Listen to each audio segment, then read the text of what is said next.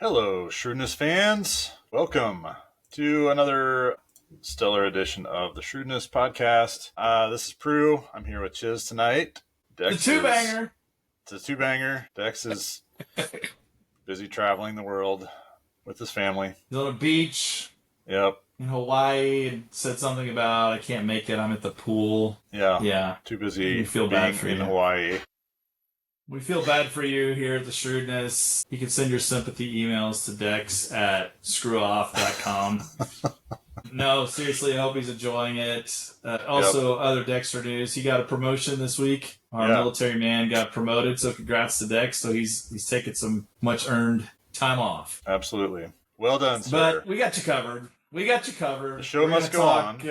That's right. We're here for you. And we got some fun talk this week. We're in the heart of the playoffs of NBA and NHL. Baseball season's heating up. We're going to hit all that stuff. And where do you want to start, Prue? You want to start NBA? You want to start NHL? Let's jump into NBA first. Let's talk hoops. We're going second round. Right, we're firmly in the second round. You want to set them up? Who do we got? What happened in the first round, Prue? Well, we've trimmed out all the fat. So that's right. With a couple of exceptions. In the East, we noticed that all the favorites held serve. It's all the form. So top four seeds advanced. Cavs and Pacers are playing Knicks and Celtics. And then in the West, a couple of upsets. So T-Wolves. Yes, we do. And Warriors are facing off in the second round. So you're going to have 6 and a 7. Yeah, either a 6 seed or a 7 seed advancing to the conference championship in the West. And then the Thunder and Nuggets are playing in the other half of that bracket. And the Thunder, who are the number 1 seed overall, are down a game. So some interesting things happening in the West, while the East is pretty predictable right now. Although I will say the second round, an interesting thing we were talking about in the Patreon portion was that the home teams in the NBA playoffs are 0-4 in the second round. So tonight, right before we started recording, the Cavs lost their second home game in a row to the Pacers. They were up 3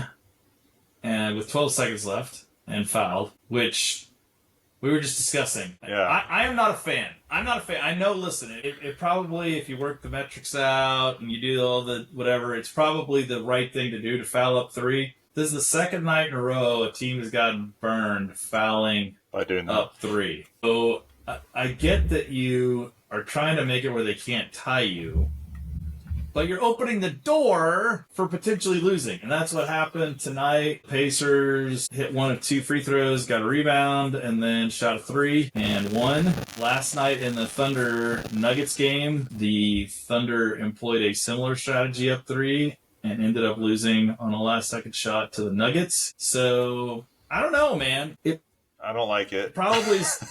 I don't either. Numbers probably tell you that you're supposed to, but it seems kind of odd that it happened twice. That they got burned twice in 2 days. Yeah, I wonder if people are going to start rethinking that strategy. Since 2 games in a row, home teams that were prohibitive favorites, both of them were up both of them were favored by 9 points in those games. I might know because I may have lost both those bets. That's why I might know that. Taking the home favorite in the NBA playoffs, is generally a decent bet. And nope.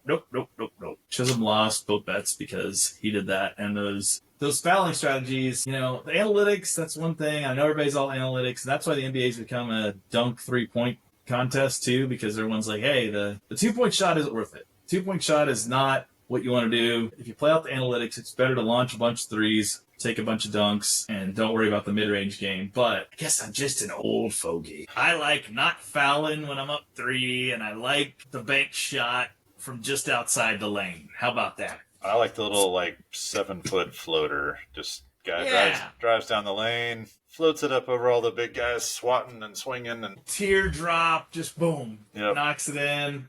That's right. Good old-fashioned basketball. How about that? So, right now, you've got the Pacers up 2-0 on the 1-seed Cavs heading to Indianapolis. So that is going to be quite a hole to dig out for the Cavs. Cavs are in trouble, I think.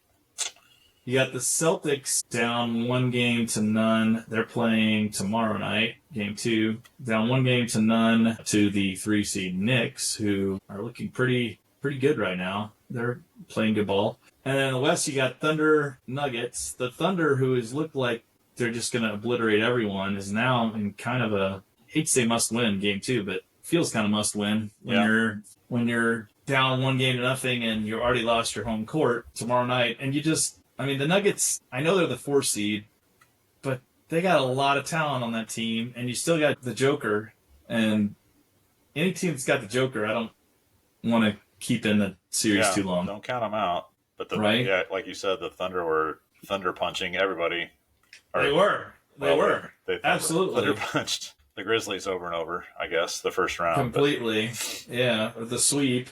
Yeah, and now that the most interesting, well, there's a lot of interesting series, but I know Dex would really be interested to talk about this Timberwolves, his beloved Minnesota Timberwolves and Warriors. That's a really interesting series because, the T-Wolves upset the Lakers, and they did it convincingly, 4-1. Yeah, no doubt. So that's a no-doubter. And then the Warriors-Rockets, that was a great series. That was a 7-game series, and the Warriors, I think, experience won that series for them. So that's going to be a really fun second-round series, too. That game's going on as we're recording. Yeah, I'm noticing the Warriors are up in game 1 midway through the second quarter, so... Okay. Let's see if they can carry their momentum from the win over the Rockets, but they've played 2 more games already. That's right. And they're not a young team. And they're older, for sure. So, yeah, I kind of like the T-Wolves in that series because they did dispose of the Lakers so quickly, and they have young legs. And Anthony Edwards just looks ridiculous right now. The other series, I do think the Thunder probably comes back and wins tomorrow night. I think the Celtics probably come back and win tomorrow night even. But I thought the Cavs would come back and win even the series tonight. So who knows? It's going to be interesting. But now we're kind of in the fun part of the NBA playoffs where people are trying. I like that part. I just started to say that all the fake teams that just barely squeaked into the playoffs have all been, their true colors have been exposed. Teams with losing records. Yeah. Exactly. That made the playoffs have been eliminated. And now we have teams that are really actually good. If you're not normally an NBA fan, this is the time of year when it's fun. It's fun to tune in. You're down to the best 8 teams in the league. And anything can happen, really, but should start seeing some good basketball the next few weeks here. Yeah. And you got some good stars on these teams, so it's kind of fun. Yeah, if you're not an NBA fan, it's time to tune in. Kind of like tuning into the Kentucky Derby, which we did last weekend. Everybody who never watches a horse race ever turns on for 1 week in a year. We all make bets on horses we know nothing about. We pretend like we know about horse racing, and we lose money. That's what Kentucky Derby is about. So you watch horses run in the mud for 2 minutes, and then right. It's like, dang it! I can't believe throw your ticket this down. Horse I just found out about 10 minutes ago didn't win. I'm very frustrated. All the experts said he was going to win, so amazingly, he didn't. It's funny how animals do that. So that's kind of NBA. We do want to turn our attention now to NHL. It's a sad time for us here at Shrewdness. Our beloved Blues. St. Louis had the series in their grasp and just let it get away. Coming in as the lowest seed against the President's Cup winning Winnipeg Jets, up 3-1 with 2 minutes left in the third period. And Game 7. It was for all the marbles. Like I'm not gonna lie. My son and I we're in Dallas. He got really into the playoffs this year, watching with me, one of my boys, and we were like, okay, we're going game 1. We're going to Blues Stars because that's where they're playing here in Dallas. And then they scored that goal with about a minute and a half left. And I was nervous. I'm not going to lie, I was nervous. I was like, oh, wow, okay. But Bennington, I like my odds with Bennington in the net. Feel pretty good still. But I was nervous watching. And then with like 20 seconds left, the puck's in the corner, and it stayed in the corner. And I'm like, this is perfect. Keep it in the corner. Let them just kick it around in there for another 15 seconds will be good. And with like 10 seconds left, it got freed, and I was like, crap, like they're moving the puck around. They're passing the puck. They're passing the puck to people who have shots, and all of a sudden, with 1.9 second, which incidentally was the latest ever for a Stanley Cup Game 7 to be tied. 1.9 seconds, they tied it, and I was stunned, and all of Blues Nation was stunned. Yeah. But I'll be honest, I really thought we were going to lose in the first overtime, because generally when you have that kind of oxygen just sucked out of you, like it's going to be over quick. And they did not cave. They played really hard in that first overtime, and honestly, in the second overtime, I felt like they had the better run of play there for a while, and I thought we were actually going to end up sneaking it out. Coming away with it. Yeah. But it did not happen.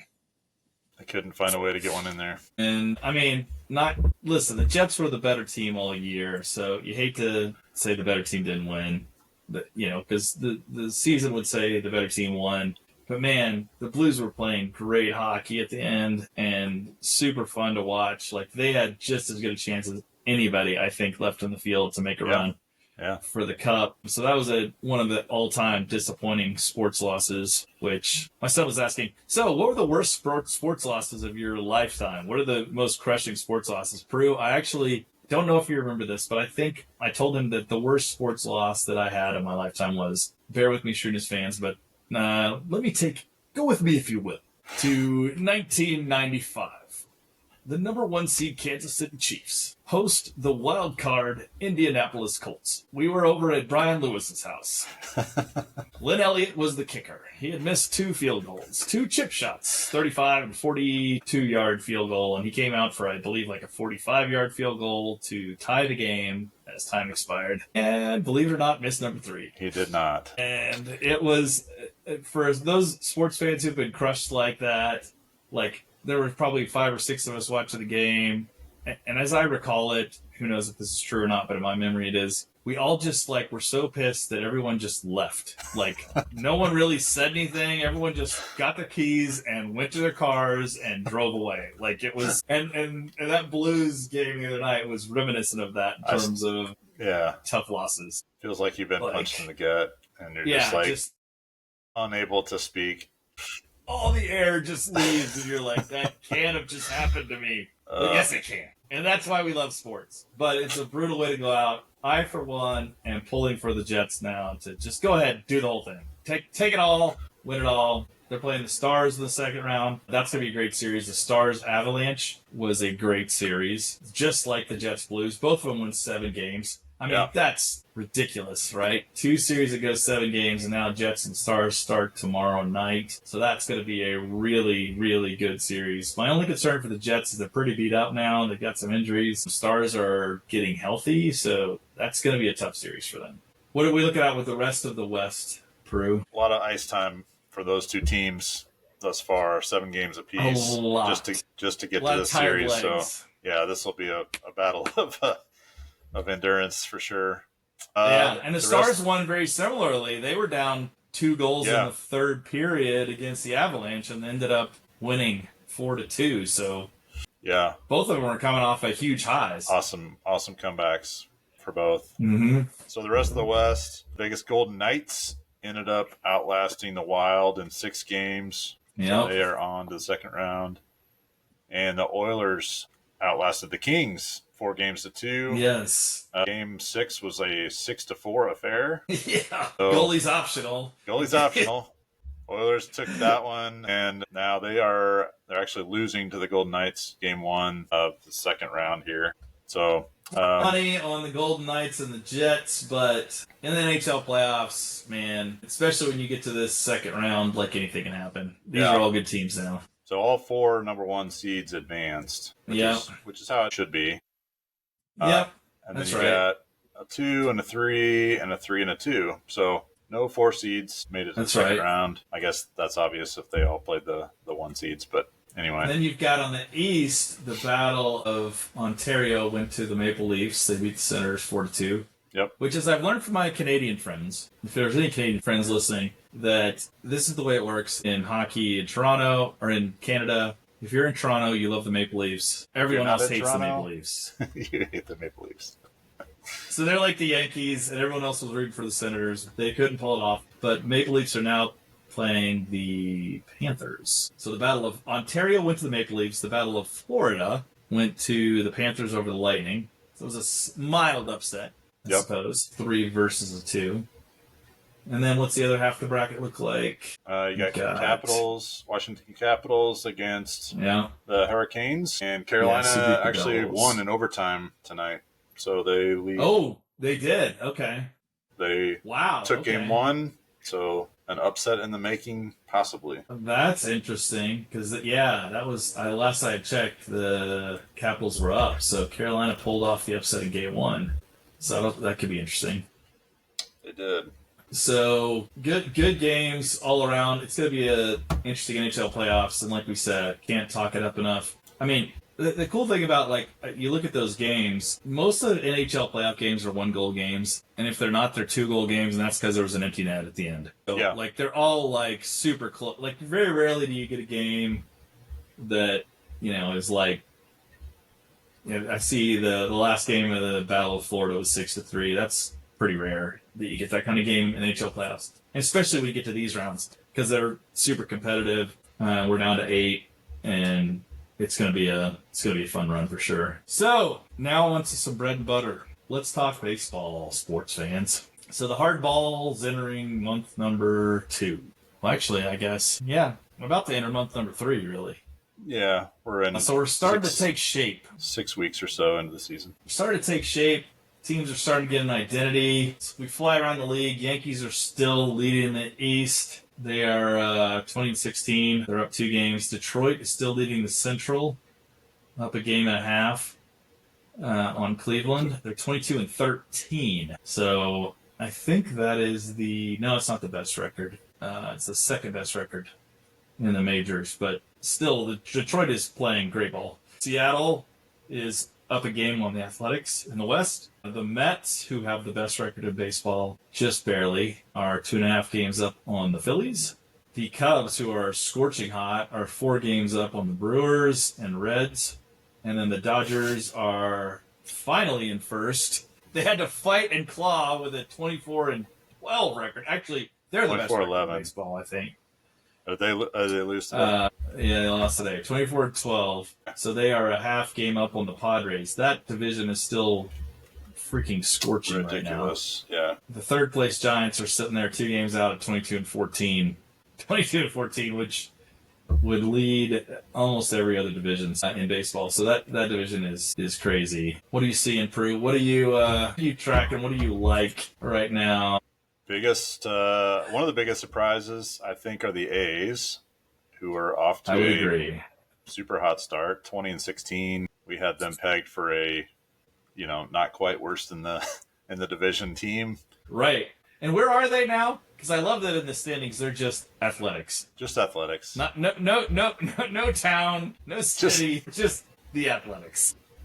Whatever town we show up in is the town we're gonna play some ball in. We're from, right? So they are. Hey, props to them, man. Temporary home, no payroll to speak of, 1/2 game out. So this is totally appropriate that they are 7-9 at home this year, and 13-7 on the road. Wherever I lay my head, that's where my home is. That is the Athletics. Wow, that is the best road record in baseball. That's crazy. And it's from the team that has no home. So it's appropriate, right? Perfect. Actually, you could probably say they're 20-16 on the road because they really, them and Tampa Bay are perma road teams right now. And Tampa is not faring as well. They are 16-19. 7-5 on the road. 7-5 on the road. Still better on the road than at home. Yeah. So that's a very interesting stat with these two teams. What are your 2 biggest surprises, Chiz, thus far? As far as standings? I'm surprised by I'm surprised the Mets are as hot as they are. Yeah. Like, I get it. I know they went out and made a lot of noise with Soto, but like when we previewed the Mets, I thought they were probably the third best team in the division. I thought the Braves and the Phillies were probably deeper. And I mean, it's still early, but to be 23-13 and 13-3 at home, I'm surprised that they are that hot. I thought they would be good. I didn't think they'd be that good. And I think the other big surprise for me is Baltimore. 13-21. I mean, the Royals played Baltimore. We'll talk in the Royals episode more about the Royals, but the Royals played Baltimore over the weekend at Baltimore. And as their lineup came up, I was like, there's no way this guy should be batting this low. There's no way this guy should. Every guy that came up, I was like, how's this guy batting 200? How's this guy batting 212? Like, they've got so much talent on that team, and nobody's hitting. Their run differential is almost the worst in baseball. It's like there's maybe 3 or 4 teams worse than them, but probably the Rockies are worse, right? Yeah, that's probably the Rockies are number one by a long shot.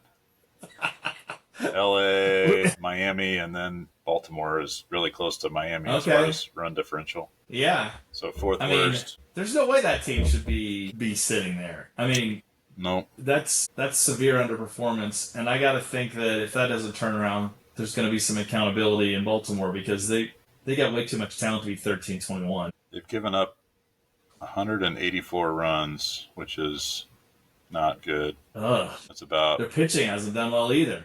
Yeah. Wow. I mean, their offense is not terrible. There's a lot of teams in the 120 run range. Yeah. They've scored 129, but they've given up 184 runs, and that's near the bottom of the league. That is abysmal. And you look at like a team like Detroit, and even Kansas City. Neither of them are. I mean, Detroit's scoring quite a bit. Detroit's doing everything well, surprisingly. Yep. I mean, we knew their pitching would be pretty good, but like I didn't think they would hit as well as they've hit. Look at Kansas City though. They've got a +5 in their run differential, and they've only given up 122 runs, which is great. I think there's only two teams better: the Mets and the Tigers. And looks Detroit, like. But it's because they're, you don't have to score that much if you only give up 122, and they haven't.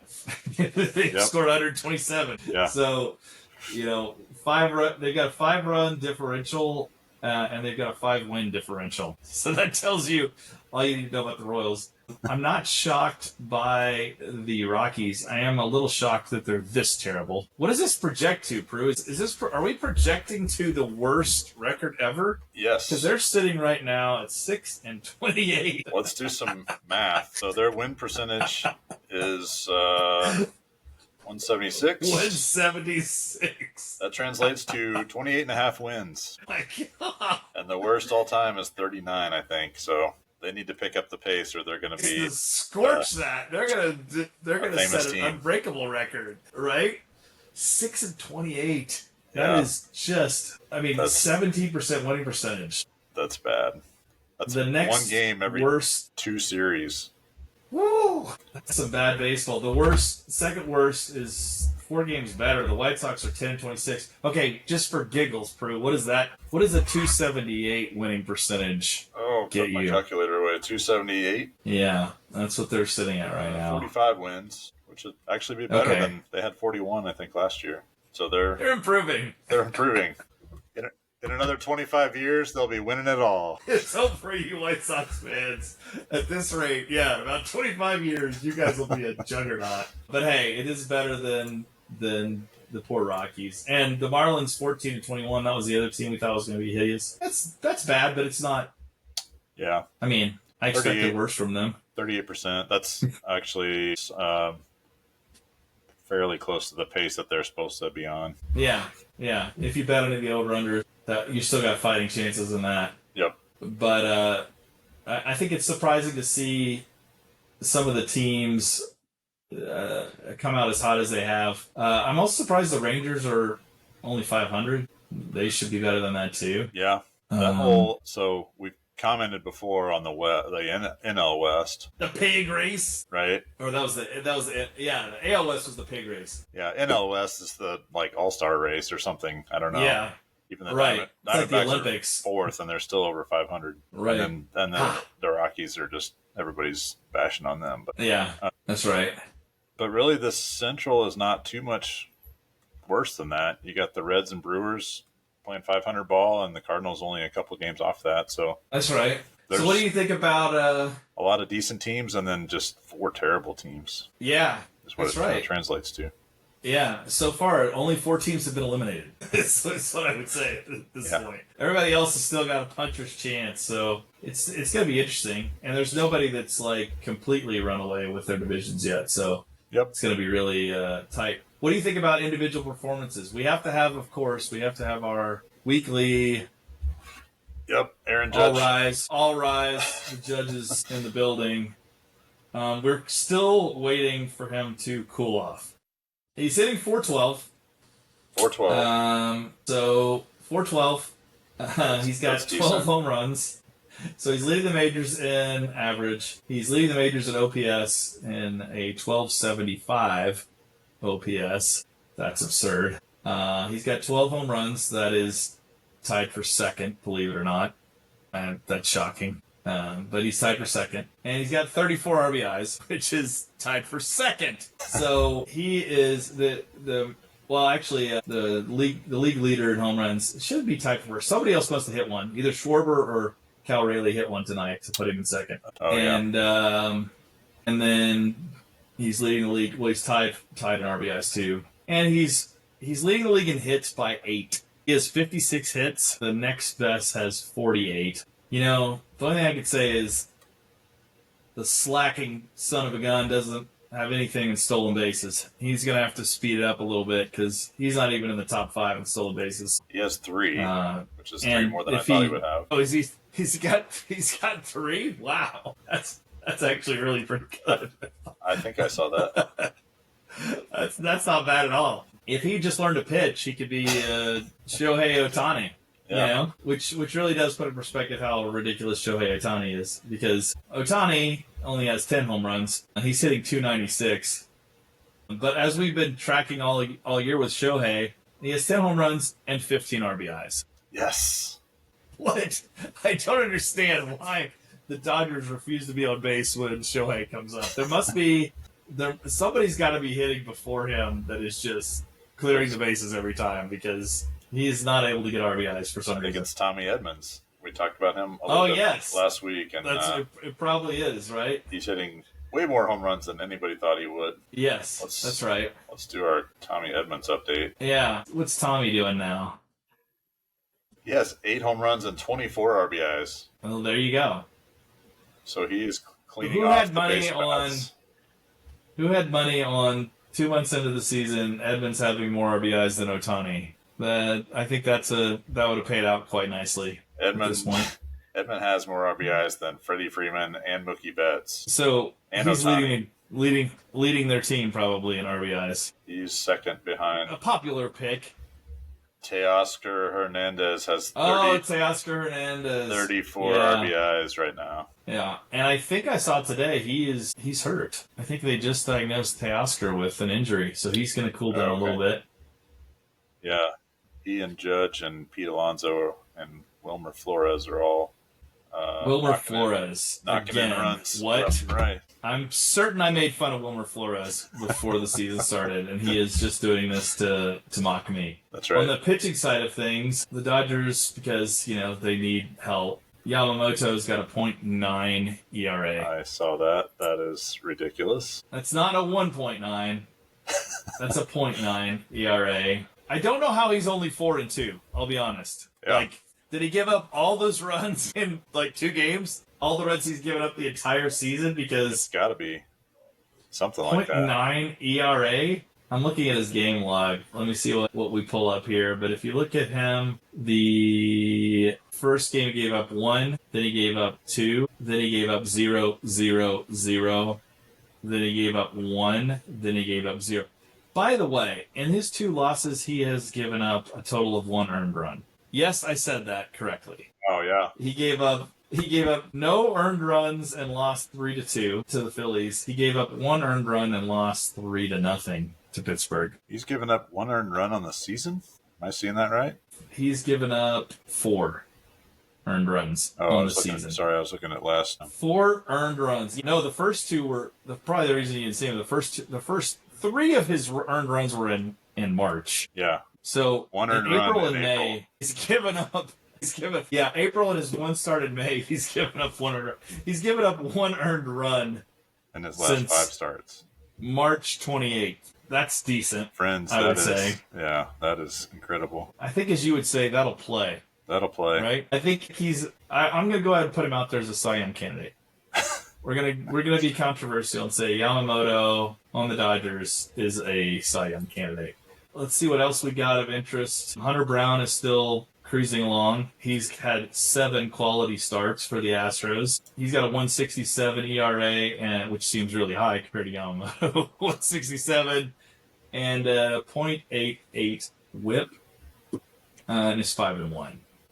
Hunter Brown's having a pretty good season, you could say. Started out too. He definitely shut down the Royals when they played a couple weeks ago and gave up 1 run to them. So he's a lot of fun to watch. Paul Goldschmidt still hitting .350. So you got to be talking about him for comeback player of the year. Yeah. At this point, I think he's the runaway candidate at this point. I don't know who else you would put up there. He is just like night and day from St. Louis last year, where he was hitting .240. He's also got, he's not killing.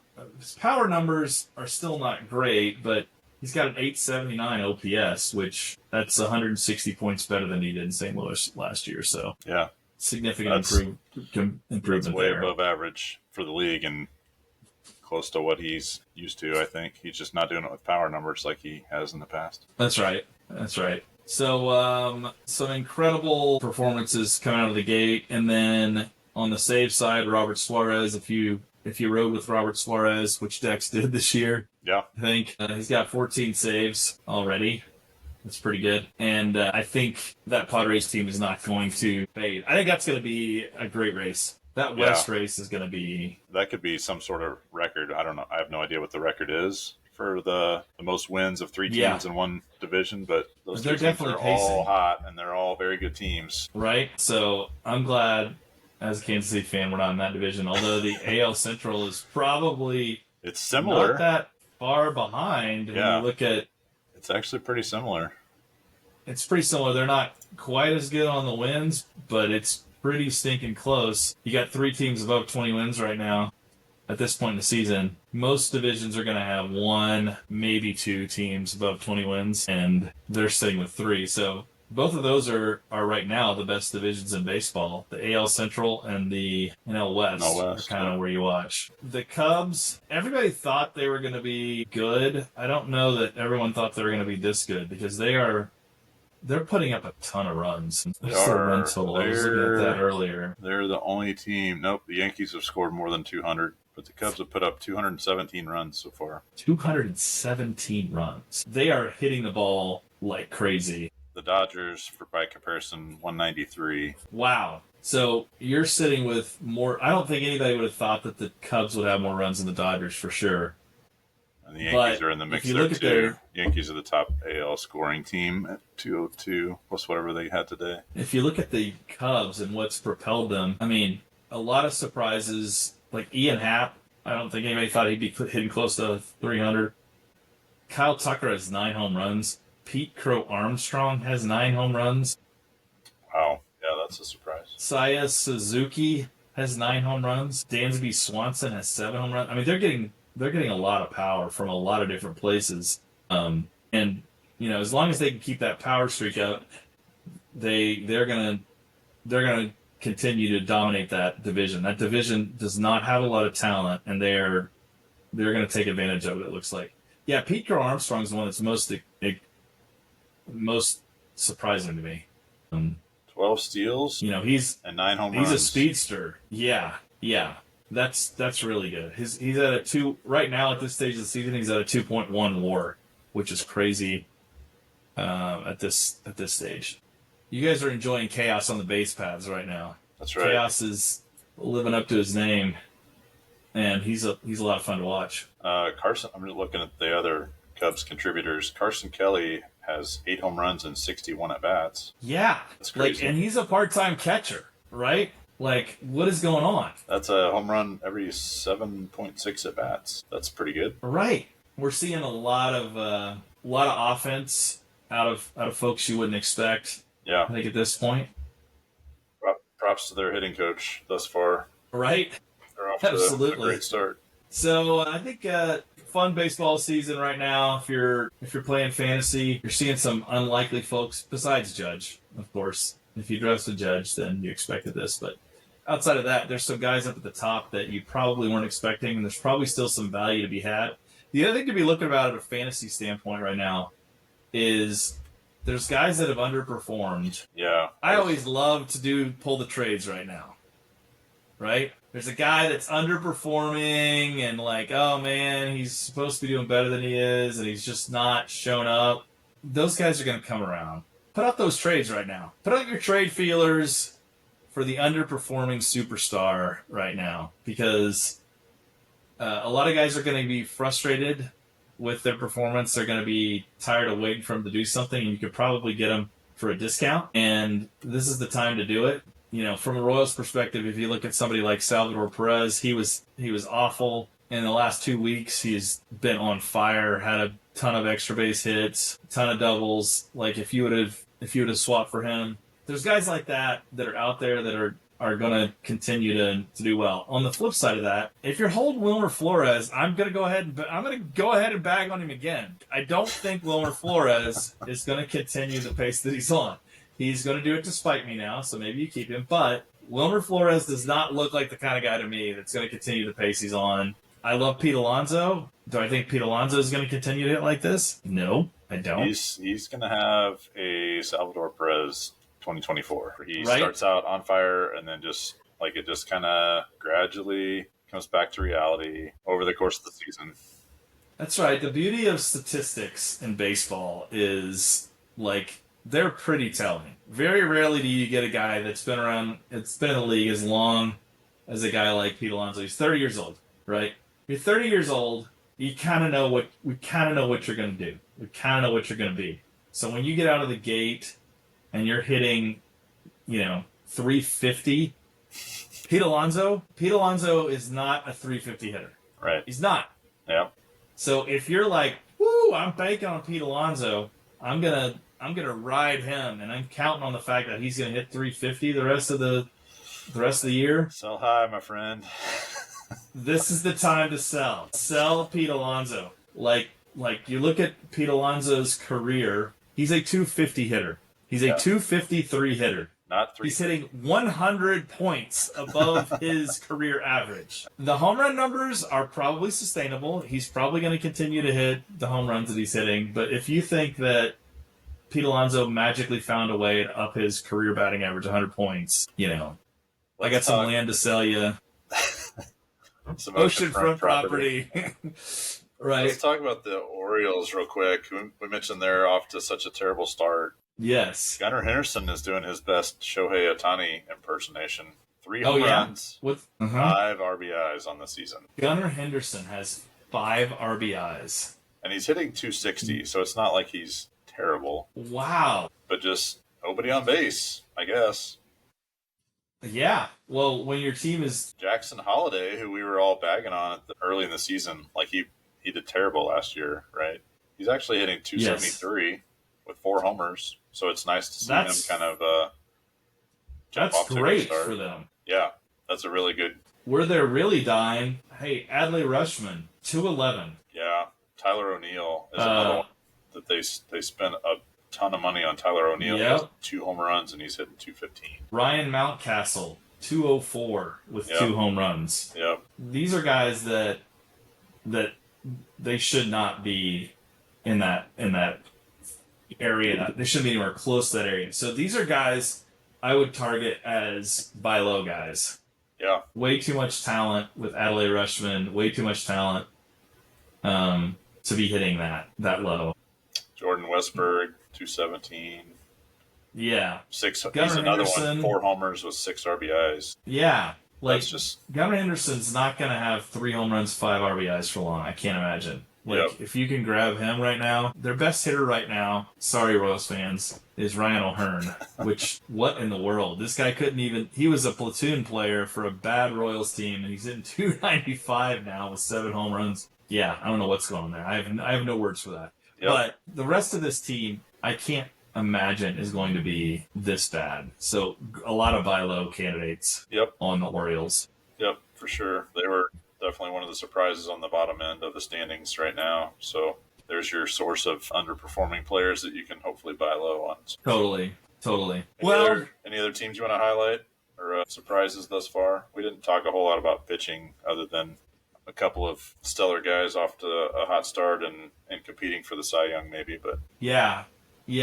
I'm looking to see if there's anybody else of note. Max Fried has done great with the Yankees.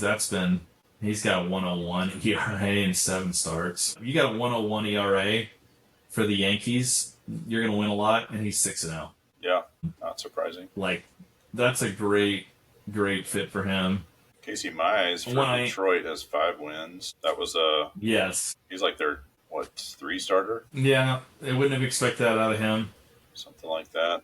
270 ERA. Another one that pops off the page to me is Nick Pivetta with San Diego. Yep. 5-1 with a 2.01 ERA and a .94 WHIP. And Nick Pivetta's 32, and he's always been just a guy. No disrespect to Nick Pivetta, but a 4.65 career ERA, right? That is definition of replaceable player. He is like, over his career, he is a guy who is, you can bank on a mid-4 ERA. He's going to be about 500 in his record. He's going to have, a decent amount of strikeouts, but nothing like this. Another guy with a track record that I say sell. I sell high on Nick Pivetta right now. He's a guy that, he's got 44 strikeouts in 40 innings, right? But, there's no way that this guy is going to sustain a 2 ERA. He's got a 1.6 WAR right now. The best season WAR he's had in his career is a 2.6. That's the best full season he's had. So dangle Nick Pivetta if you've got him right now, because I don't think Nick Pivetta is he's probably going to get some wins just because he's on a really good team. But if you're looking for somebody who's going to sustain that kind of an ERA, it's not going to happen. Anybody else that you see that's interesting from in that same category? Yeah, I agree. 4-0, but he's elder statesman. Yes, that's right. In the MLB these days, and 125.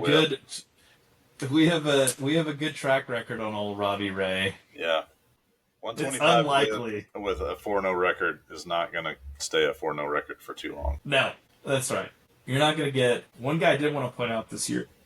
Zach Gallen, Arizona. This is who I am trading Nick Pivetta for. Okay, he's got a 4.93 ERA. He's 2-4 for Arizona. This guy is a stud, and he could make a fool of me for saying this, but this guy's career ERA is 3.36, and he's 29. So you have a lot of track record on Zach Gallen. Last year, he had a 3.65 ERA. Year before that, 3.47. Year before that, 2.53. He's sitting at a 4.93 and a 1.30 WHIP. That's not sticking. And that's a good team, too. So he's a guy that I'm targeting low right now. I mean, his ERA is 76th in the league. There's no way that that's sticking with Zach Gallen. He's got way too much talent. I'm trying to scoop up Zach Gallen right now. Anybody else, Brew? I don't think so. Not necessarily. We've talked about, I guess Cole Reagan's only having 2 wins is a little bit of a surprise. He had 11 Ks in 5 innings the other day. Yeah, 57 Ks. 35 innings thus far. That's okay. That's all right. And a 115 whip. So that's his biggest challenge, maybe, is he's walked 11. That's not terrible. It's not bad. He's just had a couple bad outings, which has been weird. Yeah. He got hosed on a couple starts where he had the lead and then he did. Blew it early in the year. That's right. We're still figuring things out. So, yeah, wins and losses are unfortunate. That's kind of a product of... I know. I learned this when I was very young, and the Royals traded for a guy named Storm Davis. Storm Davis, who was a 20-game winner for the Oakland Athletics. Yeah. they didn't really pay that much attention to his over 4 ERA. And for whatever reason, the Royals didn't have Mark McGwire and Jose Canseco on their team. Therefore, Storm Davis did not win many games in Kansas City. Yeah. They didn't pay attention to his fly ball metric. Yeah. That said he liked to give up the long ball. I don't like wins and losses generally as a metric for pitchers as a result of Storm Davis. He soured me forever on that metric. That's exactly why you don't pay attention to wins. Well, Cole, great week of sports. Catch some playoff games this week. We'll be watching for sure, and we're in the heart of baseball, so this is where it gets fun. Yep. More to come from the Shrewdness next week. We're gonna Dex will be back. Yeah, we'll transition over and do a quick Royals update on a separate show. So hope to see many of you join catch us there. If you're a big Royals fan, see you there. Continue to like, follow, and subscribe. And as always, stay shrewd. Stay shrewd.